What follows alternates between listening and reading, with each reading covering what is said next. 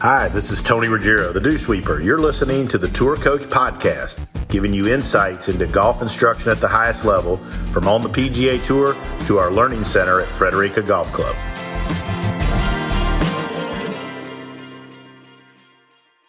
So here I am on the Tour Coach, once again on the road. Me and my dog Chip Shot headed down to the Keys for a holiday weekend, and joined by my good friend. Several years back, I tried to hire him, but he was too big and famous for me already at that point. He's gone on to great stuff. Athletic motion golf, obviously teaches tons of great players, and recently just been named as one of Golf Magazine's top 100 teachers, which is extremely well-deserved. Shaun Webb. What's up, Shaun? Hey, man. Tony, how's it going, buddy? It's going good, going good.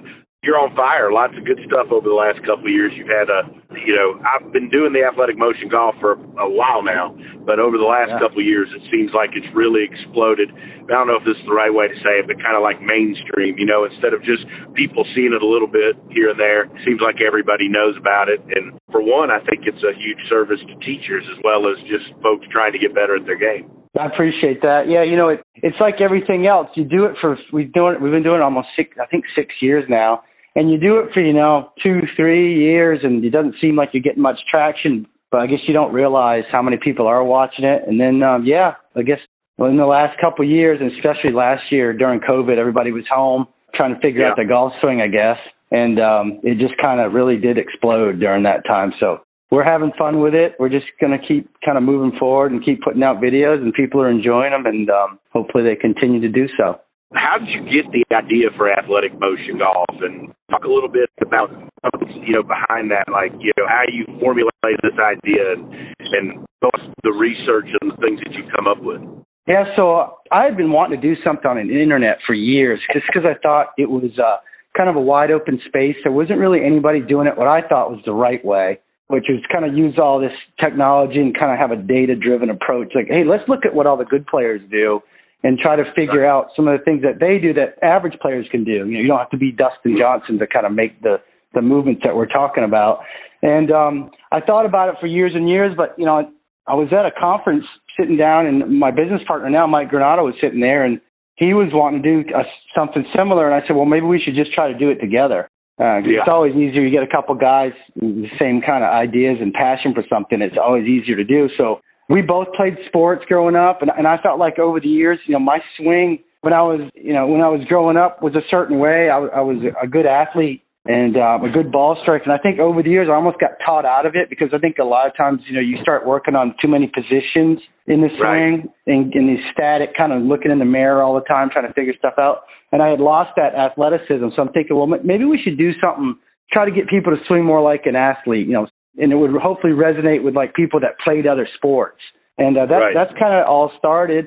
And we just started putting out a few videos here and there, and it just started growing. The thought of it resonated with people, and it's been going strong since.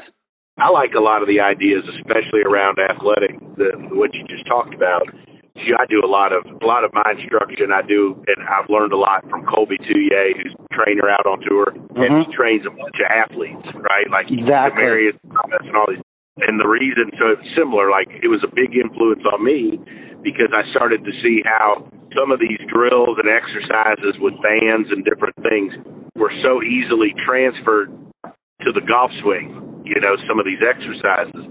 And I found that people had an easier time applying some of these thoughts to the golf swing if you put it in terms and you put it in training that is more like an athletic drill, rather than you just hand them a golf club and ask them to go to a spot or to do a move. So I totally get where you're coming from that. And I think that's why it has, to me, it's a big help to recreational golfers if you can make it more athletic, because to me, it's more in terms and in feels and in things that they've probably done and other things in their life coming up. Exactly. We're always asking people in lessons, hey, did you play other sports? And a lot of them say, yeah, I played tennis or I played baseball. Immediately we try to find a drill that kind of integrates what they already did in the past with other sports. And once you do that, the light bulb kind of goes on. They almost say, wow, I didn't even know I was allowed to do that, because they had been, a lot of times they're taught out of that. because of all, like over the years, and you've been teaching a long time, there was a time when it was really, position, and then there's a place for positional based instruction. Right. And I teach that way sometimes, depending on who's standing in front of me, but you tend to get away from the overall idea that the swing is one big flowing motion, right? And when you start piecing it up too much, it removes a lot of the athleticism that they may have had from other sports that could help them with golf. So just that thought process, I think, like you said, bringing it to the lesson tee, using some of these exercises and different motion drills, it really does help the average guy. Well, and I think that, like you were talking about position-driven, and I think the beauty, and one of the reasons you're a great teacher is you teach the guy in front of you, and whatever they need is what you're going to give them, right? That's right. Exactly right. And I taught yesterday, in Montgomery, Alabama, and I taught a guy that had been going to one of these people that, a young guy, which we're not young anymore, but and I think all of us go through phases as teachers where we get onto something and we teach everybody to do that, right? Yes. And, and here was a guy who was, he had his grip strong, trying to bow it and everything like that. And the guy had, but he didn't have any pivot, right? And he was like, man, this is like, he's got everybody trying to do this. And I was like, well, I think that that's a phase that teachers go through, and is they go through where they hook onto something, they try to teach everybody the same thing. And one thing I love about your teaching is, the athletic motion golf is only one part of what you do, but you teach a bunch of people in front, and you give the person in front of you what you need. And to me, that's the mark of what a really good teacher, a great teacher is. We all have preferences, but you got to make the person in front of you better. Exactly. And it's funny you say that. We have people comment on the YouTube stuff a lot, or sometimes, hey, that's all great, but only Dustin Johnson can do it. And, we try to find the commonalities in these great players that everybody can apply. And like you said, okay, maybe if you don't have a good pivot, you're not going to be able to play with that super strong grip and a bowed left wrist or bow. Right. So let's find something that works for you that fits in these windows, right? As long as what you're doing kind of fits in these functional windows of what makes the ball fly straight, we're okay with it. I know you are too, because everybody's going to swing it a little bit different. Everybody's different sizes, different arm lengths. They can turn at different rates and amounts. So let's find what works for the person standing in front of us, gets the ball flying straight, and kind of is within certain parameters. And I think that's the way that, for me, and I think you'll probably agree, that's the best way to go about teaching golf. Not everybody's going to do it exactly the same. So when you talk about, I'm curious about this, when you talk about commonalities, I'm going to pose, this is my, I've just had this thought. I don't know, most stuff that I say, I don't have any scientific backup. Yeah. Right? But I always look at, I'm a big pivot teacher, right? I teach a lot of pivot. And I've always thought that as you go from a 20 handicapper to a tour player, that as they keep getting better, the pivot keeps getting better. And to me, the worse the player, generally the worse the pivot is. And I know there's outliers to that, right? I know there's guys that have, right? But in general, I found that. And it's always been my kind of theory or hypothesis, when I develop a young player, I like to get them real balanced and then develop the pivot. And I know that all the research shows us everybody pivots different. Some people get more pressure behind it, some less. But develop the pivot, which is best for them early, and then kind of add the other stuff. That's just kind of how I've done things. And I've made a couple people okay, but it worked, right? So when you look at the commonalities of what good players do, I'm curious, what do you find are some commonalities? Over the years, I guess we picked a few. We even did a golf.com article last year. I think it was the most read article of the year. But, one of them we like to see is making sure, let's just start with the backswing stuff.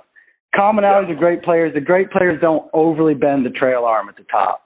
So if you're right-handed, we don't like to see it, let's say 120 degrees would be too bent. We see all the guys that we have in our gear system. We have a lot. We have 900 million in earnings combined. Around 90 degrees, I think McElroy's the least with 55. So just off the top of my head, that would be one of the commonalities. Another one would be we like to see a little bit of a shift off the ball the first part of the backswing instead of kind of twisting the hips toward the target. We just don't see it in great players. What kind of stuff are you thinking of? Well, no, the trail arm or the right arm of a golfer that's interesting to me. I never thought about it in terms of that. And I'm not saying I haven't had good players that don't do this or great players that don't do this, and that there's not exceptions. And that's like, to me, where the people, everybody gets in a pissing contest. Like, if you go through the annals of golf history, you can find an exception to anything me and you will say, right? Absolutely. Because they're the best players in the world, and they're great.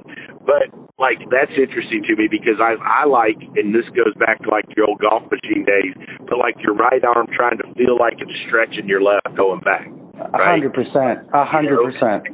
And I think, this is just me, like with good players, like, if I can get them to keep that arm feeling like it's got some structure and stretch going back, and the arm a little more in front of them. I'm not a big arms deep behind guy, and I know I've had players that are good that do that. But I'm saying, like, we're talking about, like, if we had a person in front of us, what are things that we see that are common in good ball strikers? And I know that one thing, if you watch old Golf Channel stuff, and you've done stuff on this, when Butch and all his success, I know one of the things he's tried to do is to get people wide and in front of them. And I think a lot of that is because when people do that, I think, I'm just guessing here, but I also think that when a good player tries to keep it wide and in front of them, they turn more. Absolutely. There's no doubt about it. And I'm just thinking off the top of my head, some pivot-oriented stuff. A lot of what we're seeing lately, we talk about, balance in the swing. Well, a lot of the great ball strikers we measured are very balanced with their hip turn. Like, let's say they have 40, let's say, for example, 45 degrees at the top, they're around that 45-degree range at impact. It's a very balanced kind of rotation. And a lot of times when we see amateurs, they try to make this massive hip turn on the backswing. Like, let's say they do 65, 70, which we've seen in the 3D system with guys coming in. Well, you've only got, 0.2 seconds to hit the ball, and they're trying to get open from there, and they don't have enough time. So just on this pivot idea, we see that a lot too, just a balanced kind of rotation back and through, or a little bit more on the lead side, a little more open coming through. But not a lot of good players are massive hip turn going back and then not much at impact. You just don't see it with good players. So, like, you've got to at least be able to match the hip turn back going through. Yeah, exactly. No doubt about it. I think we just did a video on that, and that was kind of an interesting one. We call it, I think, just balancing out the hip turn. So this is a question for me, really, like, so we all have these, we all have force plates and stuff now, or most of us do. And, I got one of the first swing catalysts like 14, 15 years ago, because I was at the PGA show, and I taught a lot of pivot, and I thought it would help me understand it more. That's before it had all the 3D stuff. It was probably more like what the balance plate is now. Yeah. And it showed, to me it was interesting because it would show, you could show an average. At that point, I was teaching some good juniors, but like I was teaching a lot of chops. Right. Yeah. Those are everything, right? You could show them where the pivot stopped, right? Like where the motion stopped, and they started backing up. And I thought that was helpful. But now with these things, it measures lateral movement. How much lateral movement do you see good players have, tour players have, based on your data? Just like inches forward on the downswing, basically? Yeah. I think right around the average would be like 4 to 5 inches at impact. Like a macro, I think, is like 4, 4.5. The high end, that'd be maybe like a Boo Weekly, a little bit higher than that. But right in that range. You get the amateurs coming in, and a lot of them think they're not allowed to go forward. So throwing up an image of a tour player and saying, look, this is where you are. You're only 1 inch forward with the center of your hips at impact. And these guys are between 4 and 5. The light bulb goes on pretty quick. So you definitely have to have some shift over there. Well, I think it depends on how we were all brought up as teachers, too. I know that, for years I didn't, it wasn't that I didn't want it. I probably realistically, just being honest, didn't understand as much as I do now. And you had to have some. But that's also where I think when you explain it in athletic terms, whereas like if you're throwing a ball, there's some weight shifting to the front side before you release your body through, right? I think when you start thinking of it in terms of that, it helps. Let's talk about your development as a teacher. Everybody thinks of you as athletic motion golf, but you came up just like all of us, like you work, and I think that's why I've always respected you. Like, everybody knows there's not a ton of the online people that I like very much, right? Yeah. Because I don't think most of them have ever taught anybody right. They just put a bunch of stuff out there.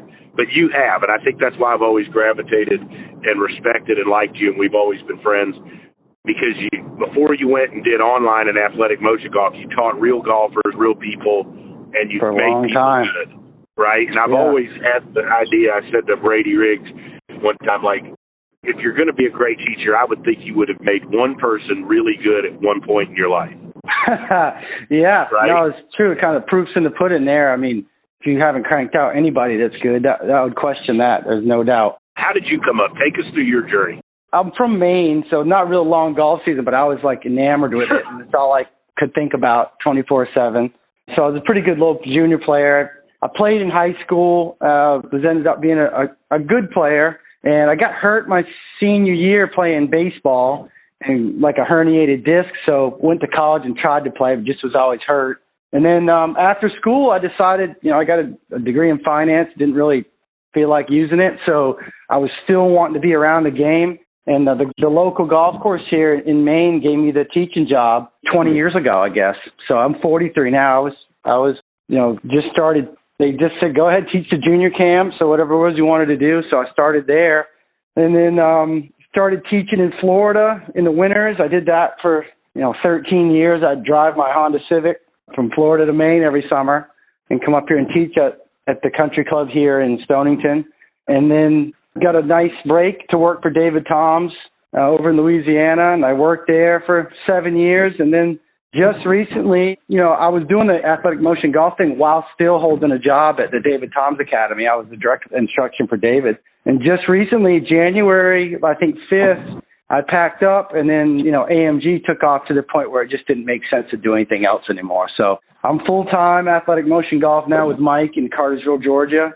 And it allows me to kind of do that and work on that even more now. So hopefully that thing keeps growing at the clip it's been going. But that's kind of my story. Just kind of tried to learn from everybody over the years, including guys like you. Took a lot of lessons with a lot of – I always thought it would be cool to just go take lessons with good teachers. So I've worked on my own game with a lot of good teachers over the years, and you just pick up things here and there. Who have been some of your bigger teaching influences? Who have been some of you people that, change the way you think about things? God, there's been quite a few. I think I spent some time working for Gary Gilchrist for a little while. I thought he was really good. I thought he was a great teacher and a great motivator, getting, people to believe in themselves. I think that was the biggest thing I learned from him. He was unbelievable at that. And then I spent a lot of time around Shaun Foley when I was at Orange County National teaching on my own there in Florida. He was gracious. I was just kind of hanging around him, and he said, hey, man, anytime you want to watch me teach, go ahead. So I'm thankful for that. And then guys like you, I've learned a lot from Brian Manzella over the years. And I've learned a lot from even now Scott Hamilton. An unbelievable teacher.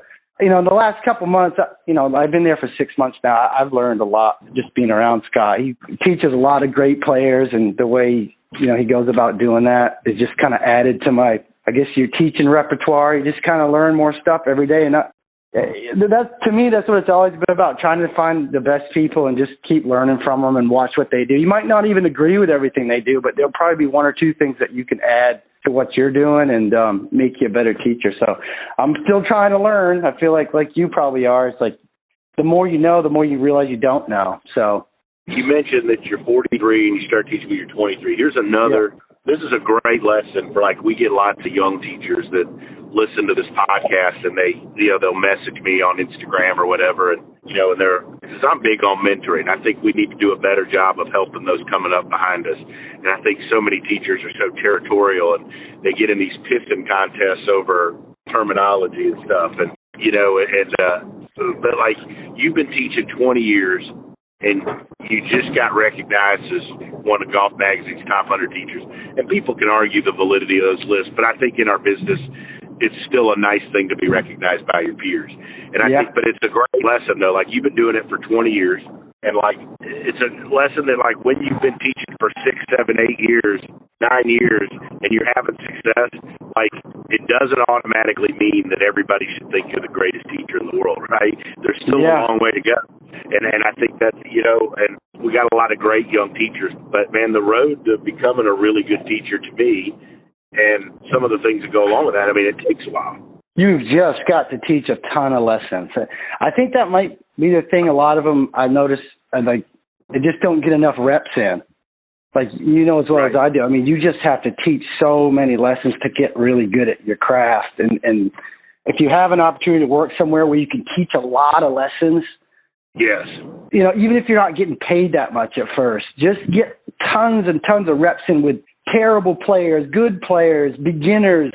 The more lessons you give, you just you get good at it, right? If you have any ability at all, you'll get pretty good at it, and eventually you'll get recognized. And, you don't want to go into the business thinking that that's what you need to do. The awards and the accolades, they come to you just from, you just got to keep putting your head down every day and working. It's a lot, a lot of work. I love that because I had a teacher last year or year before, somebody reached out and said, hey, I've been teaching a few years. Like, hey, what do I need to do? What do you think I need to do better if I was trying to get on, like, the Golf Magazine, Golf Digest? And I was like, well, first of all, you got to teach. Right? Man, this is a long road. Yeah. Right? And like you, my best break was I got a job teaching. Hank Johnson and Wayne Flint hired me at Sandestin Beach Resort, where I had access to just a bunch of resort guests. Perfect. Like you just teach a lot of people, right? You know, and you taught, every lesson was a different type of person. Like you'd have a businesswoman who was just learning to play, and then you'd have, some guy who thought he was way better than he was, and then you got an engineer. It's like a mix, and you never knew what you were going to get, and you had to figure it out. And then the resort guests, so you want them to have fun. You kind of had to learn. It's funny about that. That resort teaching is this whole thing on its own, because those people aren't there to do an overhaul. They want to go play golf and hit it straight in an hour. So that's part of it too, is like, all right, who's standing in front of me? What do they want out of this lesson? I'm not doing a complete overhaul here. What's the low-hanging fruit that I can give them that they can actually do on the golf course, and they're going to rave about it, that I helped them shoot their best score? And then, then you move along, and you might end up at a country club with a bunch of good players. And you better figure out quick that, these guys are already pretty good, and a lot of these guys have quirky swings. You're not going to do an overhaul on them, but you might need to get a little more technical with them. It's a balancing act, just like as well as I do. You have to get really good at morphing yourself to help the person that's standing in front of you and asking enough questions to know exactly what they want. I always tell on these things. I guess the older I get too, I tell more of these stories about things I learned from my mentor. And, Hank had a great saying, though, like what he used to always tell me, I think you'll like this. He used to always tell me that when a new student comes, he would go ahead and answer and fix what the student thought was the problem first. Because then if you did that, they'd buy in and they'd listen to you. Yeah, no, I think that's great. Right. Yeah, that is good. There's no doubt. Everything at first, like they'll come in and say what they think, but then you start telling them what you think, it's like and then if it doesn't work right away, I think you lose them, right? Whereas if you you can show them that you can fix and understand what they think is wrong, then they know what you're doing, and I think they're more willing to buy into you for the process. Because I think we all know that to get really better over a long period of time, it's a journey and it takes a process. But I agree with you. I think teaching at a resort was great for me because, like what you said, they're getting ready to go out and play 18 holes with their buddies, and they're taking a lesson. And I mean, if you screw them up and they're worse, then nobody's going to come back and see you, right? Absolutely. And it's the same way. Like, let's say you're going into a new town, like I went into Shreveport, Louisiana, right? Right. Obviously, I had David Tom's name back in me, which helped. But if you go into that town, which had a lot of good players, and you screw a few of the good players up in the first year, you're out of business. Year 3, you're done. So I was fortunate enough to last there about almost 8 years. So, but if I would have went in there and gave a few bad lessons to the wrong players, not knowing what I was doing, you were toast. And to go back on what you said about giving people, fixing what they want, this is a kind of an unrelated story, but I need to tell it because it's funny. So I've only gotten one bad review in my whole, like I spent 8 years at David Tom's Academy, right? We had a system where they could go and leave a review. And over those 8 years, I got one bad review. And when I was there, I taught and I did a lot of club fitting. It's like, I think that's important for a teacher. You got to know how to do some club fitting. I mean, it's the tool that the golfers use. So the guy came in for a club fitting and not a good golf swing, right? I mean, we're sitting there. I'm trying to get this guy just to hit a shot on the middle of the face so I could figure out what he needed for clubs. We're 10, 15 minutes in. He hadn't hit one close to the face. I said, hey, man, I'm going to do you a favor. I'm going to save you some money today. I'm not going to sell you golf clubs, but I'm going to give you a lesson, okay? And I'm going to have you come back on me, no charge, and we'll do a fitting once you fix just one thing. I mean, he was like 15 degrees negative club path on track. He's straight over the top. The guy, because I didn't give him what he wanted, he went and left me my only bad review I ever had in 8 years. He roasted me on that thing.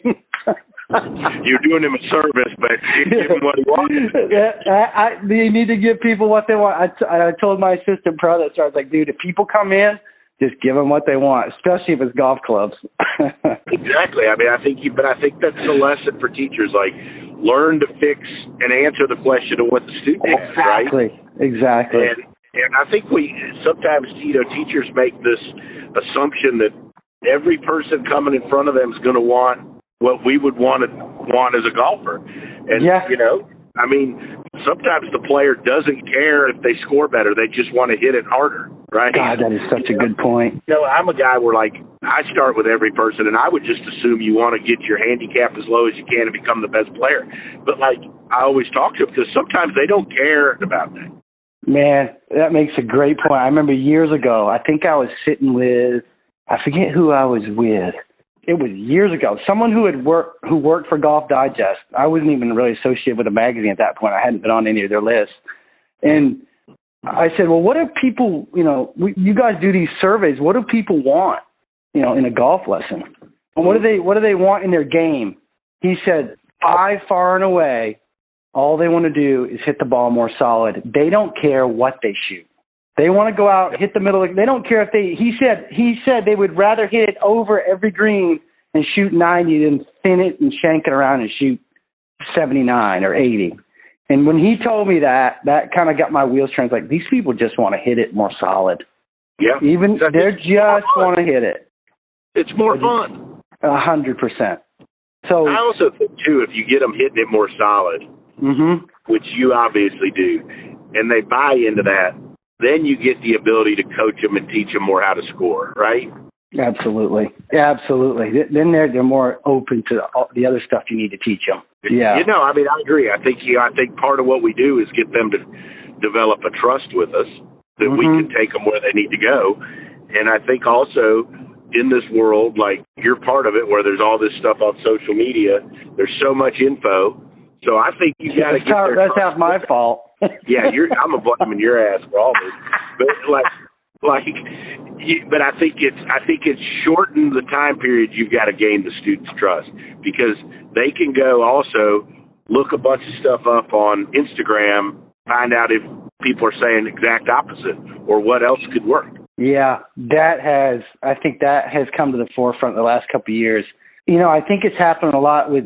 I think it's happened a lot with our stuff. Like, we'll put the data out there, and it might not jive with what the teacher's saying. They might show one of our videos.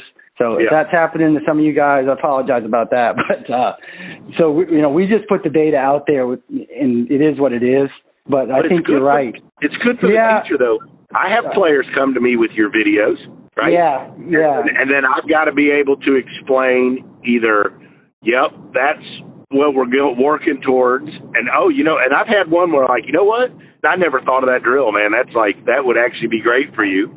Or I've said, like, here's why this wouldn't work for you. Yeah, exactly. You got to be able to explain it. Yeah, exactly. And the thing about that is someone like you has confidence enough to stand there and tell them exactly what they need.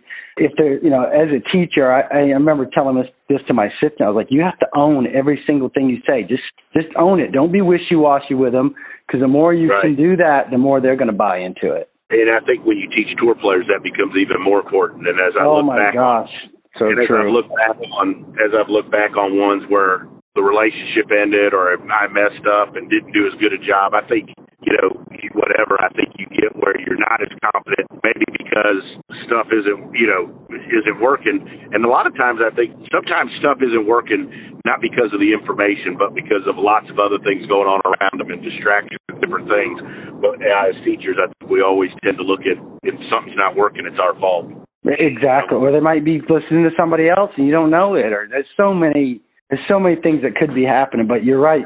Especially around tour players. I mean, if they sense any doubt in your mind, that relationship's going to go south. And it's happened to all of us. Yeah, and I think you're right. Like they're always the hardest part you combat is the people around them. Everybody chirping, right? Everybody thinks. I mean, agents think they know more about teaching. Husbands, wives, it doesn't matter. LPGA, PGA, friends, everybody thinks they know more about it, and everybody's got an opinion as soon as somebody plays bad, and you're always battling that. I think that's the hardest part, and that's also why I think it's important to stand your ground, and if it doesn't work, it doesn't work, Exactly right. You did the best you could do at that point. There's no doubt about it. Shaun, this has been a blast, man. We got to catch up more often. I know normally PGA shows when I get to sit down and drink beer with you, but COVID ruined my Shaun Webb experience last year at the PGA show. Hey, we got to do it this year. I think we're going to be all right in January. Yeah, I hope so. I mean, the only reason I go to the PGA shows for the cocktail parties. So I'm into that. Yeah, but hey, real quick, let everybody know we've talked about it a bunch. How to find you? I mean, great stuff out there. Been a great friend. You're a great teacher, and want people to know more about you. I appreciate you too, Tony. Everything. Yeah. So you can find us at athleticmotiongolf.com. That's the website. You can book lessons on there. Check out our online memberships. But a lot of people find us through the YouTube and the Instagram channel. So those are just Athletic Motion Golf, both of them. You can find us, give us a follow or subscribe, and you can kind of see what we're up to. Awesome stuff. Shaun, take care, buddy. Enjoy some off time over the holiday up in Maine, and I'll talk with you soon. Appreciate it, brother. See ya.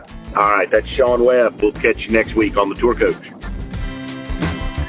Thank you so much for listening to this episode of The Tour Coach with Tony Ruggiero.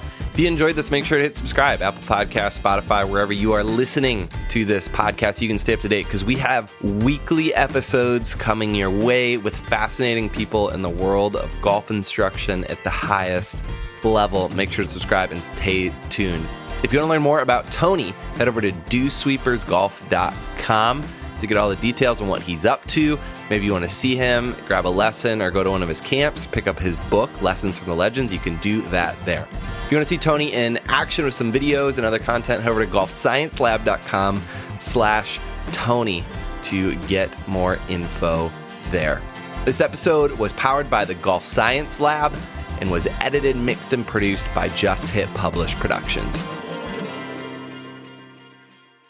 As we go into year 2 of the Tour Coach, it wouldn't be possible without the support of all our sponsors. And I've had some great ones. And one of the things that I'm most proud of in my career and in my business is the fact that all of my relationships here and all these sponsorships have been long-time, long-withstanding relationships, haven't jumped from sponsor to sponsor and manufacturer to manufacturer. And I've always prided ourselves in special relationships and when people work together, support each other, and we've all put out great products for the benefits of everybody else. So I want to give a special thanks to these folks that have been with me for such a long time, and that would be the folks at Shrixon, Cleveland Golf, and Zexio. Couldn't ask for a better manufacturer to be aligned with, and not only do they put out great product and great support, but they're first-class people, and they believe in what we're doing here on the Tour Coach and with the Dew Sweepers, and also Vineyard Vines. Ian, Shep, TJ, and all the folks at Vineyard Vines. Hard to keep me looking good, but they do a fantastic job, and they're like family. They support everything on the Dew Sweepers, and we're so proud to be affiliated with and support the folks at Vineyard Vines. So if you're out there, you're listening to the Tour Coach, please support our sponsors, Shrixon, Cleveland Golf, Zexio, as well as Vineyard Vines, and keep listening and keep enjoying hanging out with us here on the Tour Coach.